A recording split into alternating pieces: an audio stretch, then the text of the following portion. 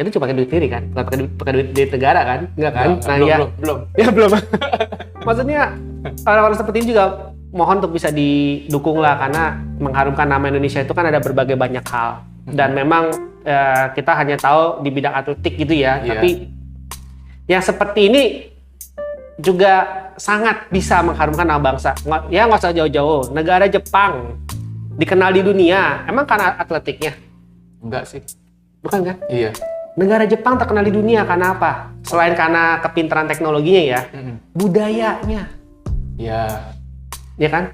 Karena budayanya. Dan selain budaya, karena tipikal orang-orangnya yang bisa mengharumkan nama bangsa lewat cosplay, lewat RC, bahkan lewat apa gitu loh. Yang mungkin dianggap sepele sama pemerintahan Indonesia, ataupun gua kagak ngerti kenapa belum lebih dimaksimalkan lagi. Gua kagak tahu kenapa. Soalnya mereka belum ketemu kita. Oh gitu ya? Iya. Yaudah. Kuncinya di kita sebenarnya. Ya pokoknya gue berharap banget Indonesia itu juga bisa menonjol lewat apanya gitu loh, lewat suatu hal yang bisa bikin, pokoknya apapun yang bisa mengharumkan nama bangsa Indonesia di dunia kancah internasional harus didukung sih menurut gue ya. Selebihnya gue nggak tahu alasan apa yang sampai tidak mendukung ataupun tidak bisa didukung gitu kan. Seharusnya kan yang kayak hal-hal seperti ini tuh, apapun yang membawa nama harum bangsa harus didukung. Oke, gitu aja. Mudah-mudahan didengar dan bisa lebih diperhatikan gitu. Tolong Pak Menteri. Udah banyak podcast saya kemarin saya merasa tersentuh hatinya, mereka berjuang sendiri demi mengharumkan nama bangsa Indonesia di kancah internasional dengan budget mereka sendiri. Saya juga banyak punya ide-ide program loh sebenarnya Pak Menteri. Oh itu ya. Iya. Ini kayak pasti tonton aja. Ini bisa disambung sama turisme Indonesia soalnya. Ah iya sih. Ya kan kita undang. Tapi kan lagi pandemi gini turisme agak susah ya. Iya, tapi kan tidak ada yang selamanya di dunia ini kan. Tak ada yang abadi. Iya, ada yang abadi di dunia ini. Jadi pasti pandemi juga akan berakhir someday. Ya, amin. Dan amin. Sebagai orang-orang yang percaya sama Tuhan, kita harus mengamini hal ini. Ya, amin. Ya, jadi khotbah. Turisme, salah satu devisa negara. Iya. Panggilin artis ke Indonesia, juri peserta cosplay ke Indonesia, sekalian aja jalan-jalanin, kerjasama dengan hotel, kerjasama dengan objek wisata, ya kan? Iya. Undang, mungkin kita bisa bikin, jangan deh. Ide kecolong. Idenya kecolong. Abis ini selesai, nok, itu yang gue ngomong itu dong dihapus dong, diedit. Pesan-pesan. Ya udah oke. Pokoknya ya semoga kita bisa didengarkan ya podcastnya. Selama itu berguna untuk kemajuan bangsa dan negara, why not? Terus ada apa itu? Itu yang pas Alpha ID ada di Indonesia itu, gue ditunjuk sebagai Alpha ID Ambassador sama Sozo. Sozo itu perusahaan yang menaungi Alpha Anime Festival Asia. Gue ditunjuk sebagai ambasadornya yang Indonesianya. Oke. Itu berjalan kurang lebih 4 tahun sih. 4 tahun, lama dong ya. 4 tahun. Nah, selama 4 tahun itu juga gue dipercaya sebagai juri di Indonesianya. Alpha Indonesia. Alpha Indonesianya ada di Alpha Singapurnya. Juri di Alpha Singapura juga? Iya, jadi gue finalnya juga gue yang pegang gitu. Mantap. Dan itu berkembang dari 5 negara sampai 7 negara, berapa negara gitu yang ikutan. Itu negara apanya ikutan, masih ingat? Indonesia, Vietnam, Singapura, Malaysia, Thailand. Terus yang 3 lagi gue lupa. Masih Asia Tenggara? Masih Asia Tenggara. Ada Jepang? Jepang nggak? Jepang udah region sendiri ya? Iya, Jepang udah region sendiri. Terus mahal kan? Pesawatnya mahal kok. Oke. Gitu. Nah, Brunei kayaknya ikut deh. Gue agak lupa. Nah, itu ya jadi gue sempat selama 4 tahun berturut-turut ya jalan-jalan ke Singapura terus gitu. Kayaknya dapat sesuatu di Singapura. Nggak mungkin cuma itu doang. Dapat sesuatunya misalnya kayak jodoh gitu. Enggak. Apa? Atau kenalan. Kenangan sama LO-nya cakep gitu. Ya kan, makanya gue nggak yakin. Dia soalnya oke banget gitu kan. Ya, oke. Tapi LO yang cakep cuma sekali, abis itu diceritain. Abis tiap baca, ini depan gue ini ada logo Kopi Dari Hati, jadi pengennya ungkapin hati terus Berarti ke guys. hati ya. Iya. Jadi sesi curhat juga ya gitu. Iya, Ya. gitu. Ntar kalau kedalaman curhatnya ntar bahaya bisa nangis-nangis ini soalnya. Iya. Terus kayaknya kopinya ada apanya nih gitu. Saking enak tuh jadi pengen cerita terus gitu. Oke. Nah, terus dari Ava itu gue jadi punya ambisi. Wah, kita jangan main Asia doang nih. Buset. Kita harus main yang dunia gitu. Level internasionalnya yang sampai tingkat dunia dong. Dan gue dengar namanya World Cosplay Summit. Nih, ini bajunya nih. Nih, Oh, World itu Cosplay Summit. tingkat dunia, kompetisi Tingkat cosplay. cosplay. Tingkat dunia, Tingkat dunia setahun sekali. setahun sekali. Waduh, ini kalau RC tuh Ifmarnya nih. Oke. Ini harus bisa ada di Indonesia. Oke, Obsesi waduh. gue waktu itu. Dan ya gue beruntung, berkat Tuhan juga, gue ada dalam satu teamwork yang bagus. Ada Emi San juga, ada waktu itu ada Tanera Pro, namanya Tanera Pro ini sudah bubar. Dia orang Bandung. Ci ini waktu itu. Nah, kita bertiga saling kerjasama hubungin pihak Jepangnya, pihak WCS-nya. Karena WCS-nya di Jepang guys. Gitu. Kita ketemulah satu PIC. Terus bertiga ini kita serang. Diserang. Iya, Mati dong ya. Serang pakai panah cinta. Jadi bukan dia mati, terpincet sama kita gitu. Terus WCS jadi kaget. Wah, gila ini ada satu negara antusias banget sama kita gitu kan. Gue dikepung gitu. Kita dikepung gitu, terus jadi takut dia. Malah kabur. Literally takut, men. Bukan gua bercanda ya, literally takut gitu. Terus sampai akhirnya dia mengutus orang Jepang. Namanya Hanada-san. Dia mengutus orang Jepang. Pas suaminya Emi Takeya itu, Daisei-san, lagi ke Jepang. Dia kan koki, jadi dia ada urusan perkokian di Jepang gitu. Ketemulah Hanada-san sama si Daisei-san. Terus dia nanya, ada nggak di Indonesia yang kamu kenal bisa ngurusin cosplay? Oh ada, istri saya tuh. Nah, langsung deh dari Jepang Hanada-san ke Indonesia ketemu Emi. Nah, karena waktu itu gue juga masih tim IO-nya Emi, jadilah kita bisa menghadirkan WCS Indonesia. Thank you loh Hanada-san, thank you Emi-san. Nah, itu sama ternyata. Kita perlu ada preliminary round di Indonesia, jadi kayak AVA gitu sistemnya. Nah, kita membentuk namanya tuh Indonesia Cosplay Grand Prix. Grand Prix? Ya. Dia balap dong. Kenapa kok balapan? Karena Hanada-san ini pembalap. Dia memang pembalap profesional.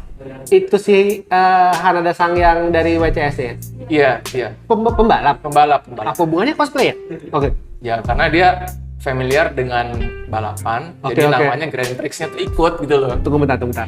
Jadi nggak salah dong gue sebagai pembalap RC juga ada main cosplay. Karena ini barusan gue dengar hal yang menarik nih. Karena ada yang bilang itu Nurboru nggak jelas banget ya. Udah mainnya balap-balapan, main RC balapan, mini 4WD balapan tiba-tiba bahasnya kayak cosplay gini-gini ya. Barusan dengar? Iya, dia senang balap mobil sama balap sepeda. Ya pokoknya balapan lah. Pokoknya gitu balapan, kan. iya. Itu cosplay gitu kan? Iya, nah dia dan Emi bikin namanya Indonesia Cosplay Grand Prix. Oke. Nah, ya gue puji Tuhan juga dipercaya sebagai IO-nya. Nah, karena ada pengalaman dari sebelumnya kan. Ini udah masuk Richfield sebagai IO profesional juga. Yang IO internasional bahkan ya jatuhnya dong. Iya, Benar nggak sih? internasional. Prestasinya luar biasa apa? Oke, tadi cosplay kayaknya ini soalnya agak nyambung ceritanya ke cosplay sama akhirnya menjadi IO ya. Iya. Ada nyambung ini kan. Sebenarnya gue IO udah sebelum itu. Oh, itu sebelum itu? Udah sebelum itu. Oh. Udah sebelum itu. Jadi awalnya IO dulu, Bang? IO kayak nyambi ya. Karena kita dipanggil sama orang Jepang. Jadi tahun 2009 itu kita dipanggil sama Japan Matsuri. Jepang Matsuri, oke, acara budaya Jepang lah ya. Japan Matsuri waktu itu di Monas. Terus kita dipanggil untuk bikin kompetisi cosplaynya. Jadi memang cosplay itu sudah melekat banget gitu loh. Jadi orang lagi search di Google atau apa tuh ya ketemunya kita. Karena waktu itu cuman segelintir Pemainnya masih orang. dikit. Iya, Pemainnya karena masih dikit. tahun segitu 2009 cosplay itu masih kayak cuman dari kampus-kampus Jepang di Jepangan nggak sih? Iya, ya, masih begitu. Dan ya IO-nya masih sedikit ya, lulu lagi waktu Iya, itu. iya, gitu. Nah, kita dipanggil ke situ,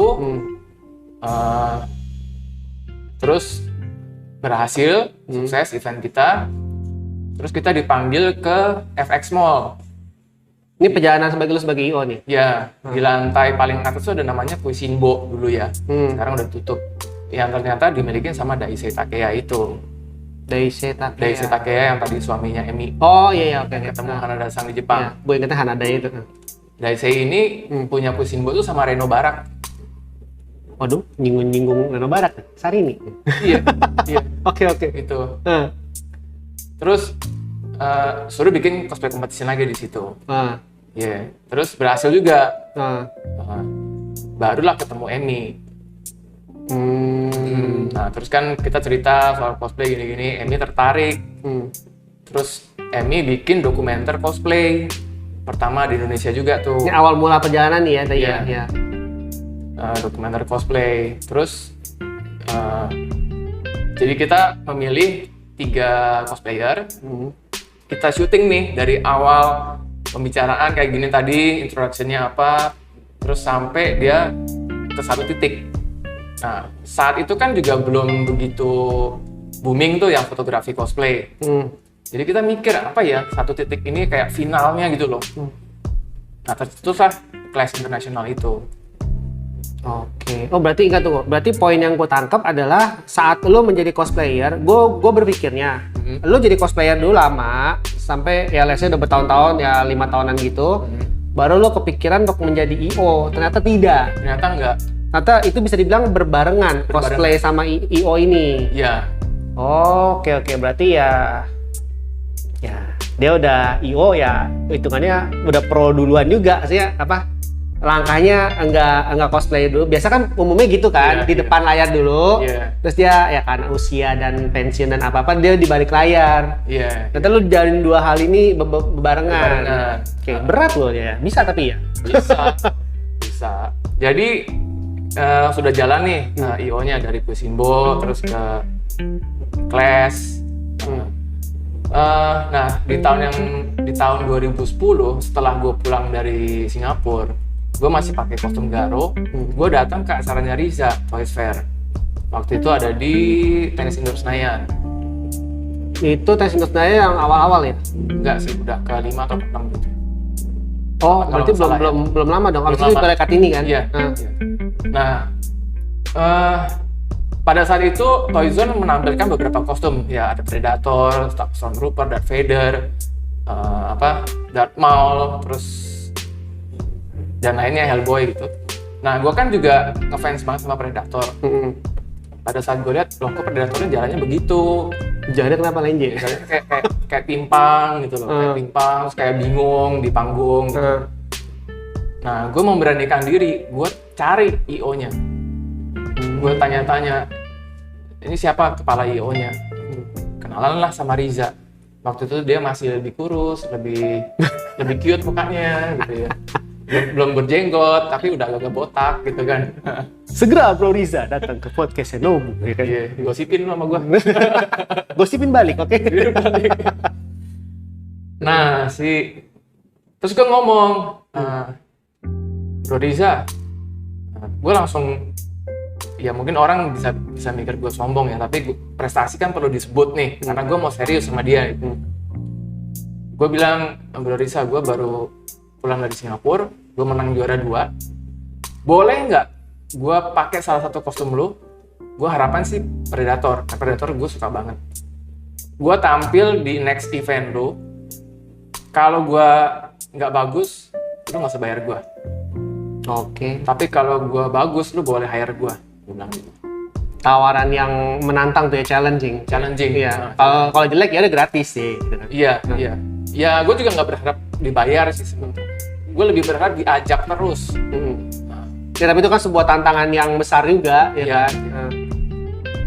Ya gue ngomong ke Riza, gue nggak usah dibayar, tapi lu ajak gue terus. Lu ada kostum apa, gue mau ikut. Coba. gue datang dulu ke kantor dia, terus disuruh pakai Predator, itu panasnya aduh bile, lebih panas dari Dark Magus, men. Dagingnya tebel-tebel ya. Iya. Dan itu semua latex dari atas sampai bawah. Terus gue jadi mengerti kenapa saat itu suit actornya jalannya timpang dan bingung. Karena lubang matanya kecil banget. Oh iya kan sipit banget tuh ya Predator ya matanya ya, kecil. Iya, kecil. Terus dia punya leher itu ditopang sama kayak busa keras gitu, terus dikunci. Jadi kita nggak bisa begini, nggak bisa tuh. Jadi lurus ke depan terus pandangannya, ya jelas aja kalau naik panggung ada tangganya bingung. Karena nggak lihat bawah. Iya, terus takut nginjek kaki orang sebelah lah, apalah gitu kan. Jadi pantas aja gue jadi paham gitu loh. Nah saat itu kan belum ada event, jadi gue cuma coba kostum doang. Riza tanya, kuat nggak lu? Kuat gitu. Pas di situ ada temennya Riza yang nantinya bikinin kostum Iron Man buat gua. Oke. Terus ada teman kita juga, Dika sama Pak Reza, dia fotografer kan, dia fotoin.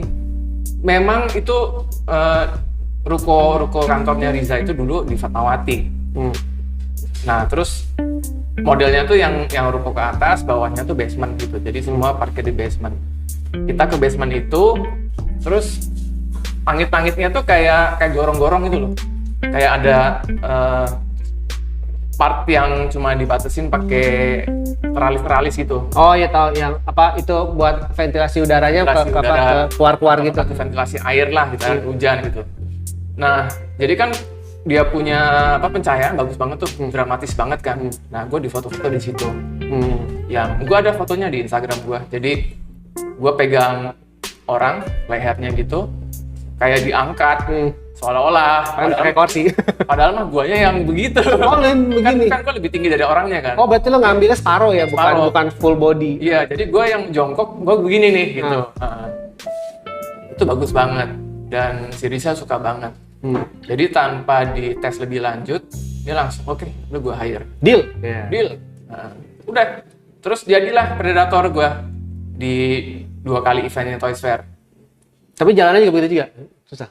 Ya menurut Risa bagus sih jalan. Lebih bagus? Lebih bagus. Itu good to hear that.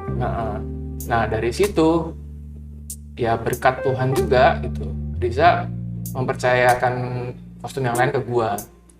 Bahkan dia nggak nanya. Nggak, maksudnya, Ci yang next time pakai kostum lu dong. Nggak gitu. Ci, gua ada rencana bikin cosplay Iron Man nih. Jadi pertama nih. Di panggung Toys Fair. Lu yang jadi mau nggak? Gitu. Wah, gue langsung yang berbunga-bunga. Gile, terenyuh banget men gitu. Siapa gua gitu loh. Richie Stark. Sama IO besar gitu loh. Dipercaya sama IO besar siapa gua gitu. Dan gue tuh anggap Riza kan dari dulu sultan. Emang iya. Iya. Jadi seorang sultan melihat rakyat jelata gitu, terus diangkat gitu tuh gue. Lu rakyat jelata, gue rakyat apaan? Sama, beda butiran debu. Beda arah doang. Gue rakyat jelata Bintaro, lo rakyat jelata sini. Gitu. Terus udah ketemulah sama teman yang itu, yang ketemu di basement itu loh, namanya Joko Avianto. Salah satu karyanya Joko Avianto itu dia bikin itu pajangan bambu yang dipamerin di HI. Pajangan bambu. Kan di bundaran HI itu sempat ada pajangan bambu tuh yang melilit 3 itu tuh. Oh ya, tahu yang viral itu. Yang viral itu. Nah, itu salah satu karya dia. Oh gitu. Iya. Wow. Jadi memang jalannya tuh gue ditemuin sama orang gede terus gitu. Termasuk Nobu. Amin, gue jadi orang gede, amin gitu. Amin. Nah, terus dari situ gue dipercaya setiap tahun untuk pakai kostum-kostumnya Toyzo. Apapun itu. Halo, Chief, Master Chief. Terus si berbagai macam karakter Star Wars gitu. Robocop yang hitam tuh. Itu sampai tahun berapa lo cosplay? Maksudnya sampai sekarang masih cosplay kan? Masih. Sampai detik ini masih cosplay dan menerima job cosplay dan menerima job IO. Ya, nah di 2011 itu gue juga pertamanya dipercaya sama Riza tuh ngurusin cosplayernya dia doang. Oke. Jadi, lu yang bantuin pasang, lu bantuin liatin kalau misalnya lagi jalan ada yang copot lah, ada yang apa gitu, lu bantuin. Oke. Terus naik tuh karir gue di Toys Fair. Dari situ dipercaya pegang cosplay competition-nya. Di Toys Fair. Di Toys Fair. Saka. Ah. Karena kan Riza juga lihat gue udah pegang udah pegang Clash, udah pegang Ava ID gitu kan, sama dia dipercaya lebih. Terus naik terus sampai akhirnya gue pegang stage dan talent-talentnya.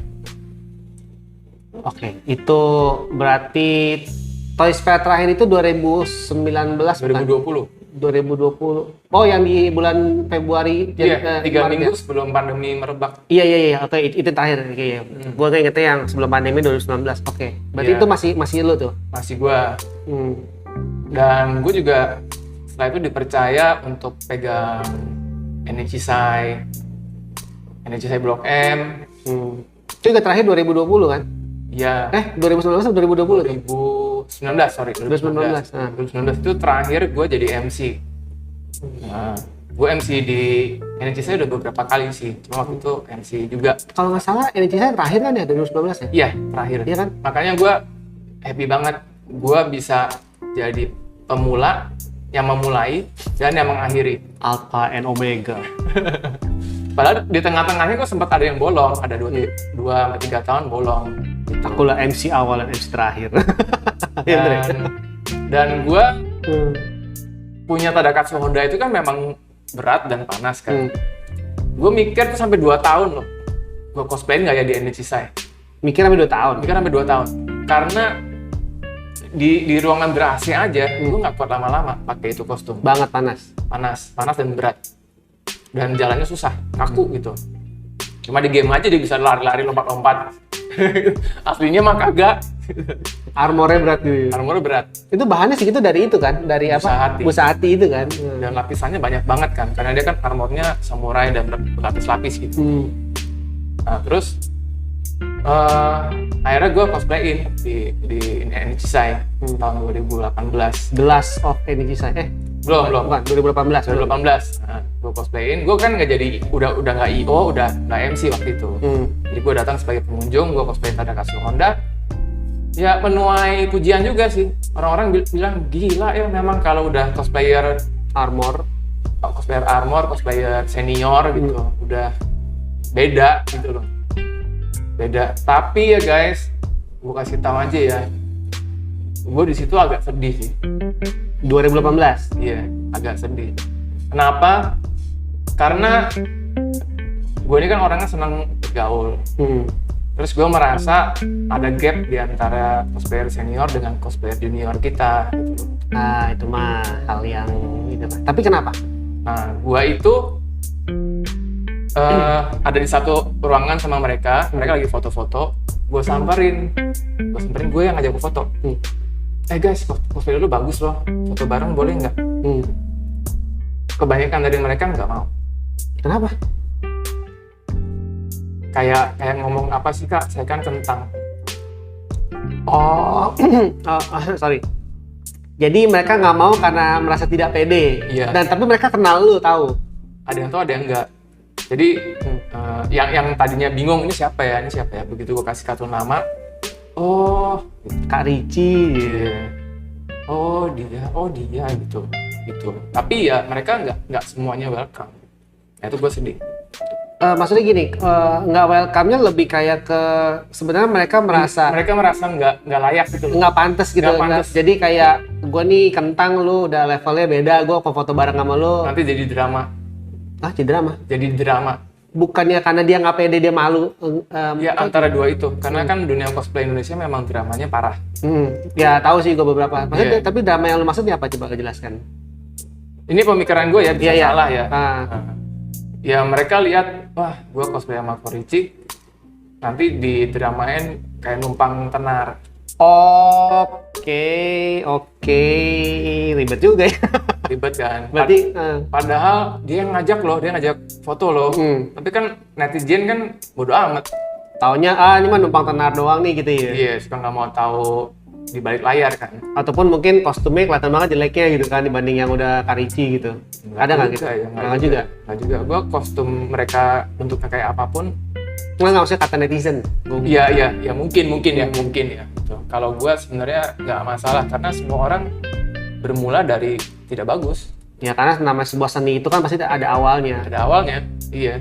Oke. Enggak, gue paham.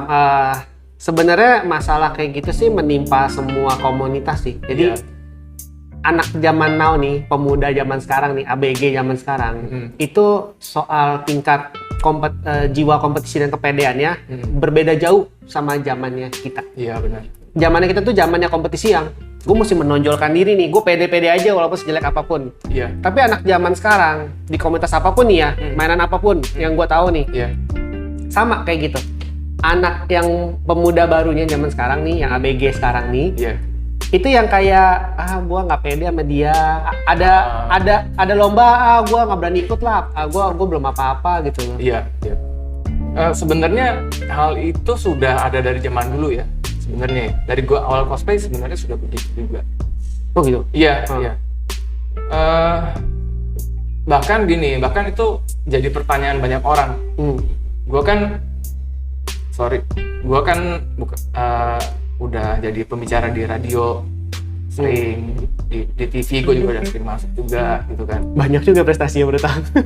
Ya, gua udah di Hitam Putih, udah di Bukan Empat Mata. Waduh, serius. Serius. Tuh boleh tuh linknya kalau ada tuh. Udah di Sarasehan, udah di macam-macam lah gitu. Berarti kehormatan buat gue banget nih, tambah terhormat lagi gue nih. Tamunya udah super guest star ini. Enggak. Itu semua jalan Tuhan lah, bukan gua. Terus gue tuh selalu ditanya gini, lu tuh motivasi cosplaynya apa? Terus cara lu milih karakter gimana? Gue selalu bilang, gue milih karakter yang gue suka, bukan yang orang lain suka. Jadi kayak salah satu contoh karakternya namanya The Skullman. The Skullman, nggak tahu. Nggak tahu kan lu? Nggak tahu. Gue cosplayin itu men. The Skull. The Skull, SKULL, manusia tengkorak. Oh, Skullman. Skullman. Nggak ada yang tahu. Bahkan pencinta Kamen Rider aja yang tahu itu karakter sedikit banget. Kalau Kamen Rider mah gue tahu, itu The Skullman tuh Kamen Rider. Skullman itu cikal bakalnya Kamen Rider. Jadi Yang pakai topi putih bukan? Bukan ya? Topengnya putih, matanya gede merah gitu. Oh bukan, berarti bukan. Nah si penciptanya almarhum Isonomori itu menciptakan dia dulu, udah jadi mangganya, udah jadi kartunnya, animenya. Tapi dinilai sama masyarakat Jepang saat itu kurang friendly sama anak-anak. Karena serem. Karena dia tuh kayak spy agent, kayak agen khusus gitu yang bunuh orang, nembak-nembak gitulah. Terus pakai kan Skull kesannya kan kayak bajak laut, kayak kekerasan gitu kan. Makanya si Shotaro Shinomori itu memodifikasi dengan ditambahin unsur belalang yang adalah sebuah harapan gitu. Itu kayak lambang harapan di Jepang, belalang gitu. Baru tahu. Dimasukin ke karakter itu jadilah Kamen Rider. The first. Kamen Rider the first. Ichigo Ichigo, Kamen Rider itu. Sejarahnya begitu. Sejarahnya gitu. Gue baru tahu. Nih, nah itu pencinta Kamen Rider aja banyak yang nggak tahu. Tapi kenapa gue milih itu? Karena gue suka, men. Dan gue nonton yang versi tokusatsunya, versi live action Jepang. Itu jauh lebih keren pakaiannya. Topengnya lebih keren, ininya lebih keren gitu. Terus gue cosplay itu tanpa orang ada yang tahu. Setiap juri nanya waktu itu ya. Juri aja nanya. Nah, gue masih jadi peserta lomba tuh. Setiap juri nanya, ini karakter apa ya? Tapi gue bisa menang tuh juara 1, juara 2. Oke, tadi kan lu sempat ada bilang kalau orang mau tahu lebih jauh tentang lu atau ngelihat hasil cosplayan lu ada di IG.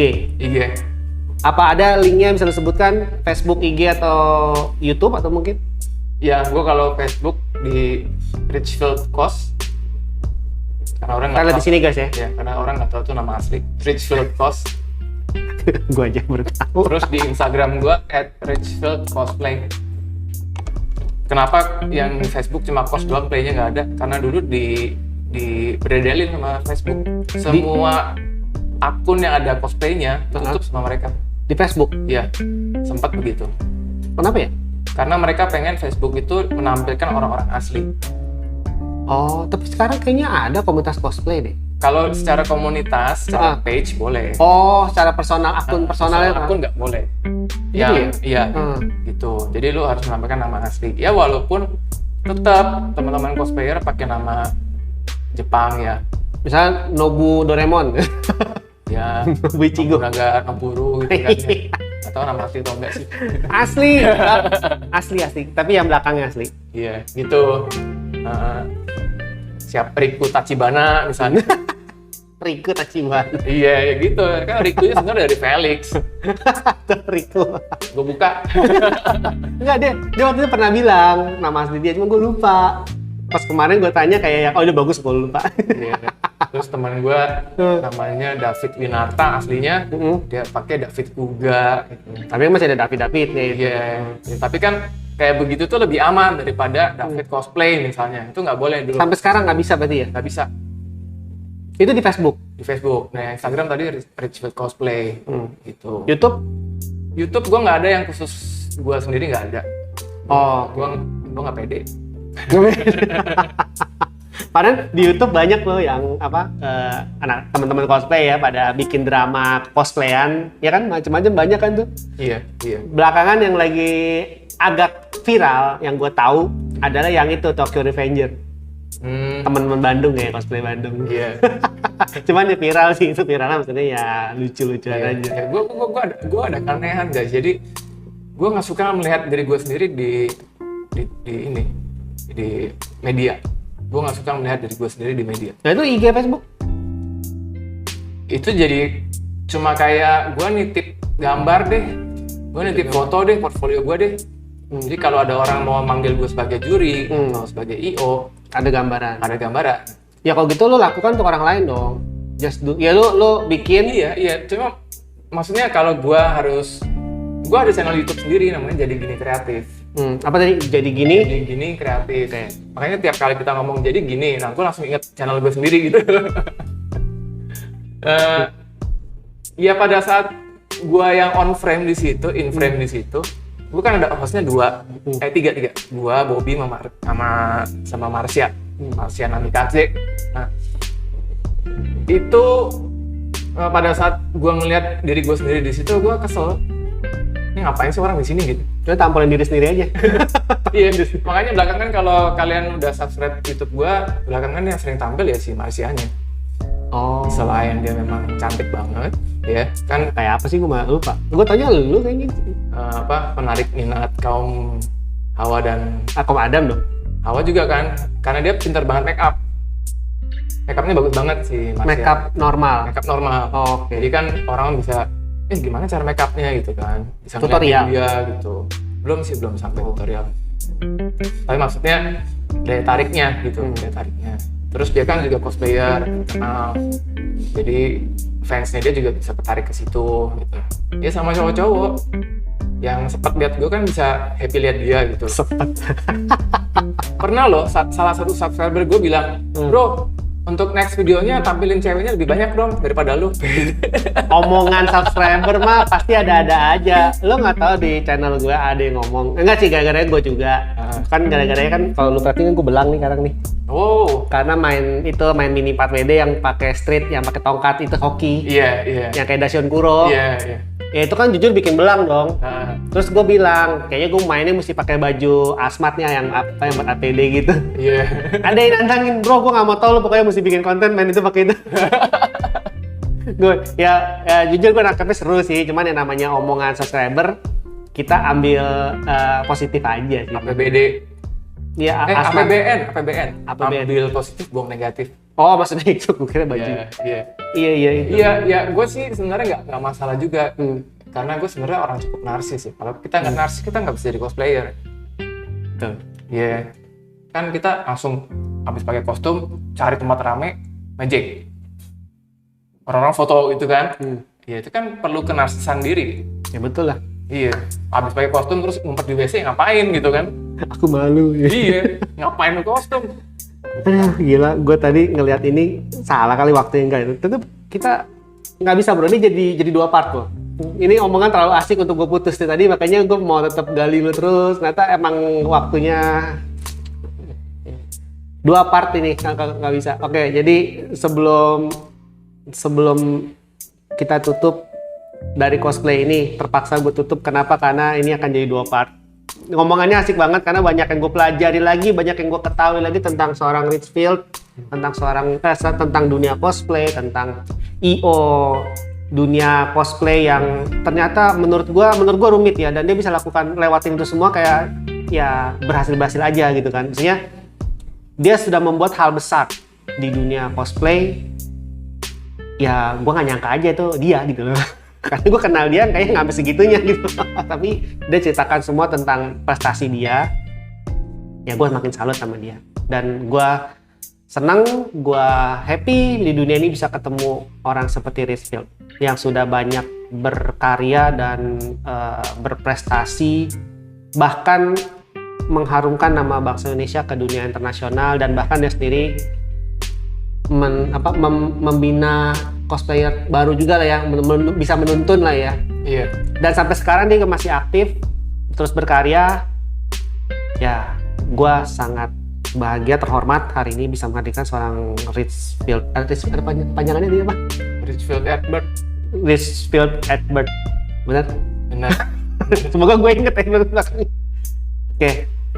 Terpaksa dengan sangat menyesal harus disudahi dulu. Tapi gue berharap kedepannya kita bisa ngobrol lebih lanjut lagi nih. Karena itu kayaknya baru 20% yang dikeluarkan. Itu jadi Miss bahas IO. Iya, IO. Nah ini IO ntar mungkin akan kita lanjutkan lagi. Pasti ada. Semua podcast gue itu pasti ada level 2-nya. Misalnya Richfield 1. Richfield 1 ada 2 part. Richfield 2 ngomongin tentang IO. Yang pasti sangat berguna buat kalian yang nonton podcast gue ini. Pasti 1, nambah pengetahuan. 2, nambah ilmu. 3, nambah relasi. Nambah fans. Nambah kopi boleh? Boleh. Tenang, ada kopi dari hati. Oke, terakhir nih untuk penutupan yang edisi kali ini. Kira-kira ada nggak sih yang bisa lu sampaikan ke buat cosplayer pemula atau baru mau coba, atau dia sudah coba tapi kayak masih kebingungan, ataupun dia sedang mengalami desperate, ataupun ya whatever lah, ada wejangan nggak seorang Richfield yang bisa diungkapkan ke penonton? Bisa, ada. Oke guys, jadi apa yang gue lakukan di dunia cosplay ini adalah bisa jadi salah satu cara untuk lu nikmatin hobi lu, yaitu lu milih karakter yang lu suka. Jadi bukan memilih karakter yang lagi populer. Kenapa? Karena yang pertama, mental itu harus dibangun dari nol ya. Lu nggak bisa punya mental yang tiba-tiba kuat terhadap segala gunjingan di media sosial. Karena yang namanya cosplay itu kan seni peran. Kita memerankan kostum. Dalam memerankan kostum itu ada kostumnya ya, bener kan? Selain penjiwaan juga ada kostum. Jadi orang-orang itu akan menilai kita, lebih kasarnya menghakimi kita, kalau kita nggak bisa sesuai dengan harapan mereka. Mereka tuh kan kepengen lihat, gue sendiri juga kepengen lihat Garo jadi di depan mata gue seperti apa ya gitu. Yang free to look ya, yang kita nggak harus bayar pertunjukan untuk bisa ketemu sama Garo asli gitu. Tapi kita bisa ketemu sama Garo KW lah istilahnya gitu ya, Garo KW, Garo cosplay di event manapun yang gratis gitu ya, yang bisa kita jangkau, satu kota, satu negara gitu. Akan ada banyak penghakiman di sosial media. Nah, mental itu diperlukan. Makanya kalau gue milih karakter yang gue suka, seperti yang gue bahas sebelumnya, karena kita suka, kita bisa totalitas. Dan kalau kita digunjing orang, dijulitin orang, kita bisa lebih kuat. Karena kita berpikiran, ini karakter gue suka, oke, gue pertama kali tampil pasti nggak sempurna. Tapi karena gue suka karakter ini, gue bisa kembangin terus. Kostumnya ada versi 2, MK3, MK4, sampai sempurna gitu. Kenapa? Karena gue suka. Gue akan keluarkan effort itu semua untuk menyenangkan diri gue sendiri dulu. sebagai fansnya, lalu ke orang lain. Nah, akan berat kalau kalian itu memulai cosplay karena pengen populer. Ngelihat dunia ini terlalu berat buat kalian. Kalian mau prestasi di sekolah susah, mau prestasi di bidang fisik susah. Misalnya gue pengen jadi model, gue pengen jadi artis sinetron, gue pengen jadi apa, ternyata nggak bisa gitu. Terus kalian melihat cosplay ini sebagai salah satu kesempatan atau mungkin sarana pelarian diri gitu. Lu kurang diakuin di dunia sosial lu mencari pengakuan di dunia cosplay. Itu biasanya memotivasi kita dengan salah. Akhirnya lu mencari hal-hal yang sifatnya semu dan gampang dialihin. Nobu bagus nih, cosplay jadi A. Dia udah berjaya nih setahun, fans sudah banyak. Tiba-tiba gue cosplay karakter yang sama, lebih bagus dari Nobu. Langsung fansnya pindah. Karena harapan gue di awal udah salah gitu. Karena fans ngelihat mana yang terbaik. Mana yang lebih mendekati. Mana yang lebih mendekati. Dan lu akan kecewa berat di situ. Lu akan merasa, wah sama aja. Cosplay sama dunia nyata ternyata mengecewakan semua. Dan lu akan melihat hobi ini jadi dari sisi negatif.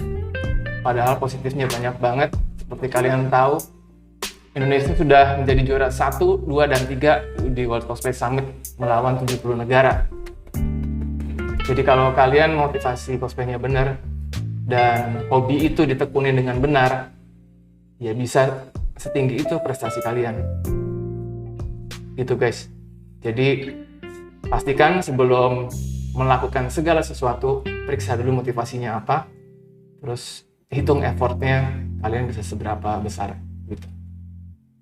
Jadi cosplay itu mentalnya ya yang paling dibutuhkan juga ya, mental untuk menghadapi serangan-serangan netizen.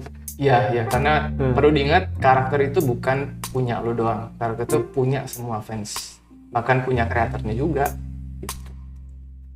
Ya, jadi lo harus berpikiran luas, lo harus punya dada yang lapang, dan ya lo harus have fun. Jiwa yang kuat dan mental yang sehat. Iya. Kalau kurang sehat, lu orangnya gloomy terus, kayaknya kurang gerak. Karena kalau kurang gerak, darah nggak lancar, jadinya bete. Kalau ngantuk minum kopi, kalau bete nggak. Benar. Ini juga ngaruh.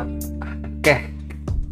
Ya itu buat teman-teman ya, cosplay yang baru mau mulai ataupun sedang memulai dan sedang menghadapi cobaan yang berat sehingga frustasi, desperate ya. Semoga dengan mendengar wejangan dari seorang Richfield, ya kan, yang udah pengalaman di dunia cosplay, bisa kembali menyegarkan ya, seperti dia pernah mendapat wejangan yang bisa mendukung dirinya itu yang tadi tuh yang di majalah Henshin. Nah, itu. Majalah Henshin kan lu bilang kayak ada orang ngomong gitu ya, kayak membuat lu ini aja apa, membenarkan gitu kan. Jadi kata-kata dia juga bisa membantu membenarkan, dalam arti gini, membenarkannya positif ya, maksudnya ya kayak bener ya kata Kak Ricci gitu kan, gue harus kuat mental, gue jiwanya harus sehat ya kan, untuk ngadepin semua ini, karena di mana-mana perjuangan emang nggak mudah.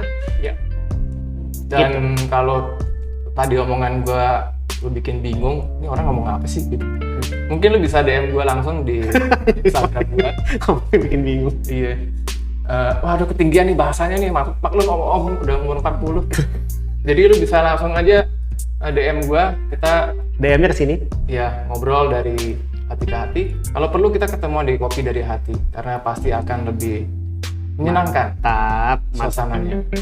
Jadi jangan lupa ya, ini ada Facebooknya, ada Instagramnya. Ya, channel YouTube juga boleh nanti masukin aja, oke? Pokoknya feel free to contact Richfield. Iya, thank you Nobu. Thank you juga, terima kasih, sebuah kehormatan. Sebelum penutupan, mari kita habiskan dulu ini untuk biar segar. Iya. Terima kasih banget. Pasti ada number 2, part 2, Richfield, podcast Nobunaga part 2. Kita tunggu aja, karena dia orang sibuk, jadi kita akan kembali mengundang untuk membicarakan. Sibuk apa? Sibuk main PS5. Sibuk podcastan sama gue. Oke, terima kasih Kopi Dari Hati, Pulau Gebang Permai. Sampai ketemu lagi, and see you again.